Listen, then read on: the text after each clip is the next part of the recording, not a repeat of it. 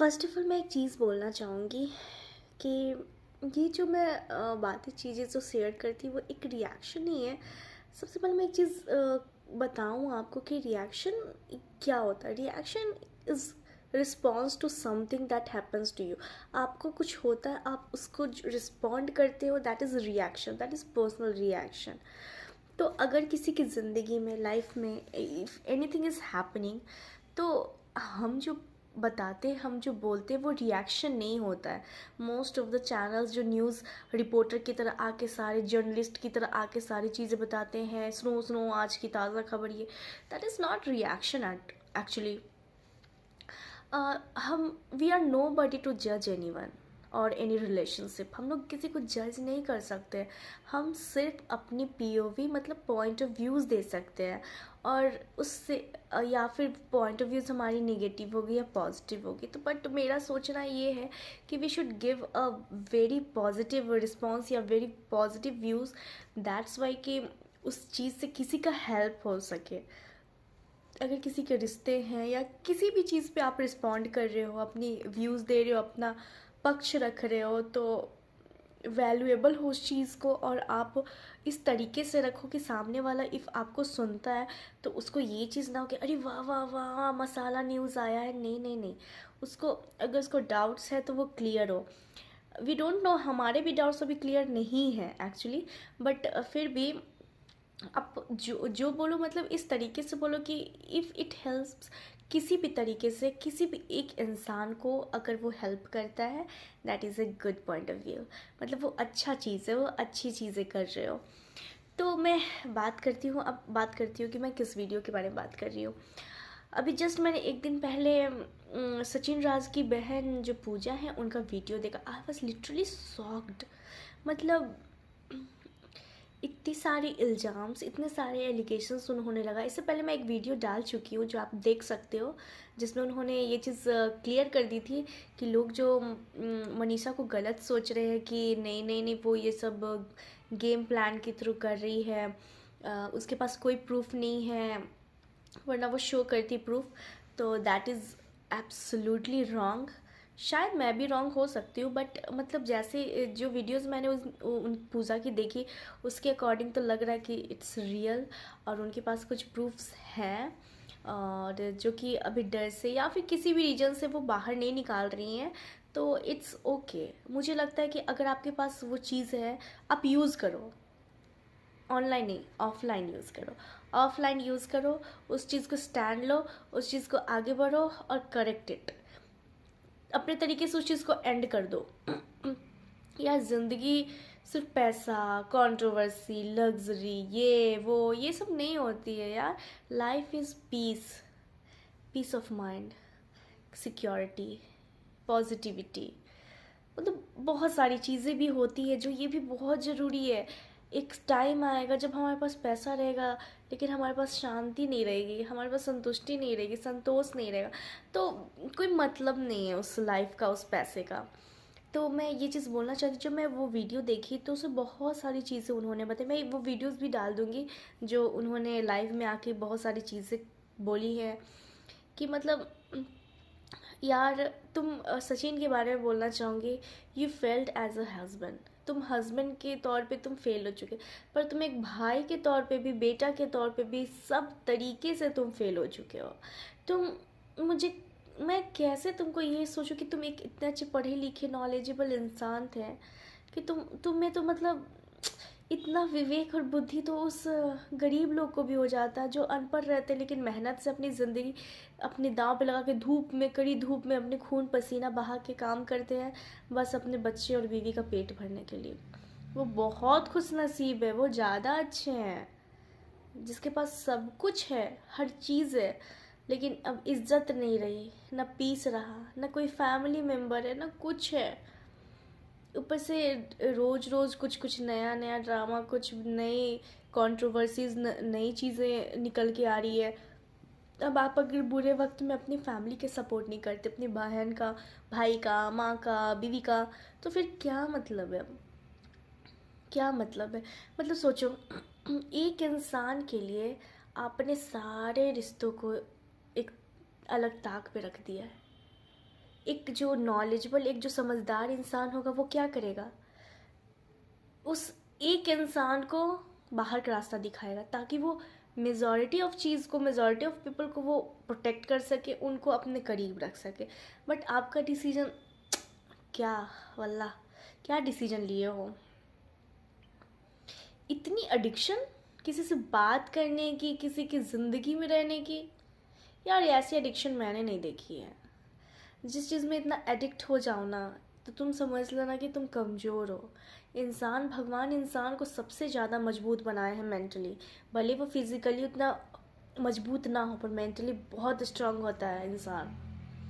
और अगर इंसान चाह ले तो किसी चीज़ की एडिक्शन नहीं हो सकती। लोग बोलते हैं ना, शराब का, दारू का, इसका उसका एडिक्शन हो जाता है, ड्रग्स एडिक्ट हो जाते, ये हो जाते। नहीं, आप जहाँ कमज़ोर पड़ जाते हो ना मेंटली, तब आप एडिक्ट होते हैं। अगर इंसान चाह ना, कोई भी एडिक्शन, किसी तरह का एडिक्शन उसको जकड़ नहीं सकता है। और यहाँ एक औरत की बात है, मैं उसको क्या ही बोलूँ, उस औरत के बारे में मैं क्या ही बोलूँ। मतलब मुझे समझ में ही नहीं आता है कि मतलब उस इंसान को सोचना चाहिए, एटलीस्ट उसको पहले सोचना चाहिए कि मेरी बेटी है, मेरी लाइफ है, मेरा फ्यूचर है।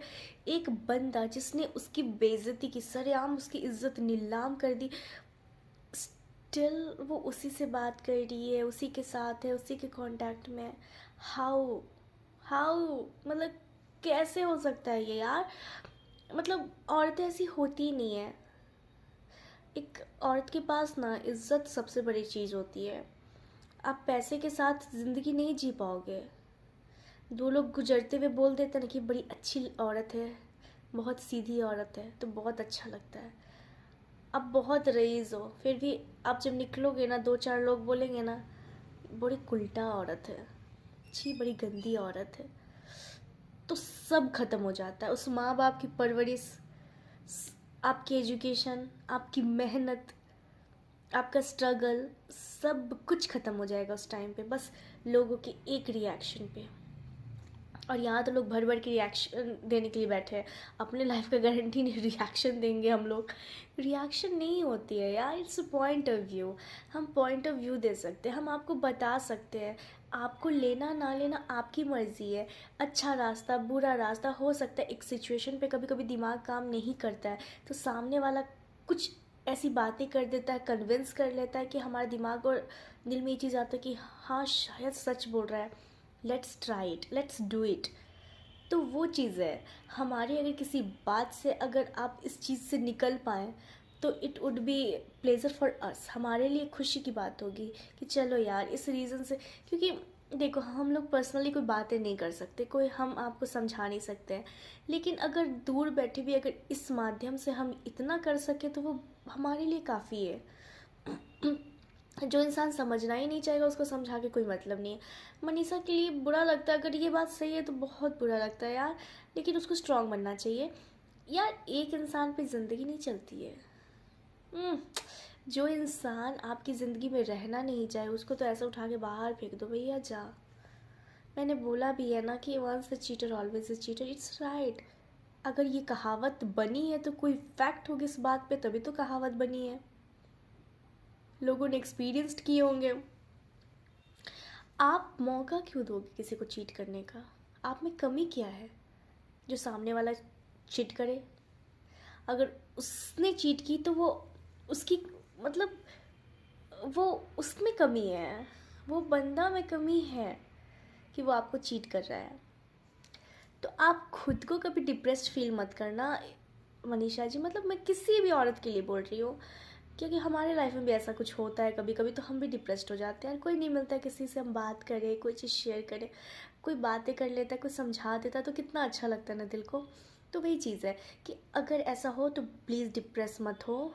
है दुनिया है समझने के लिए आपको, और किसी एक इंसान के रहने ना रहने से कोई कुछ हो नहीं जाता है। एक ही इंसान रहे पर सच्चा रहे, वरना भीड़ लगाने का कोई मतलब ही नहीं है। और सचिन की शक्ल ही कितनी गंदी है यार, वो देख के ही बड़ा सा अजीब सा चीटर टाइप का फील आता है उसको, लायर एकदम। मतलब नेहा, कैसे यार, कैसे कर सकती हो यार? अपनी बच्ची का चेहरा तो देखो, कितनी कॉन्फिडेंस से बोल रही थी मैं बात नहीं कर सकती, मैं कभी नहीं करूँगी, कभी नहीं कर। प्लीज़ स्टैंड करो अपनी बात पे, प्रूव करके दिखाओ, अपनी बेटी के लिए कुछ मिसाल बनो, बड़ी होके वो तुम्हें आइडलाइज करे, कुछ ऐसा कर दो। तुम किसी के साथ भी शादी कर लो, किसी के साथ भी रिलेशनशिप रख लो, किसी को कोई प्रॉब्लम नहीं होगी, बट इस बंदे के साथ ये किसी का भी नहीं है। तो प्लीज़ तुम कभी, पता है, ऐसा नहीं सोचते ना कि मतलब कोई है जो मतलब चलो दुख दे रहा है या चीट कर रहा है, हमको उसके लिए फ़ील हो रहा है कि हम उस जगह पे होते तो हमारे साथ क्या होता।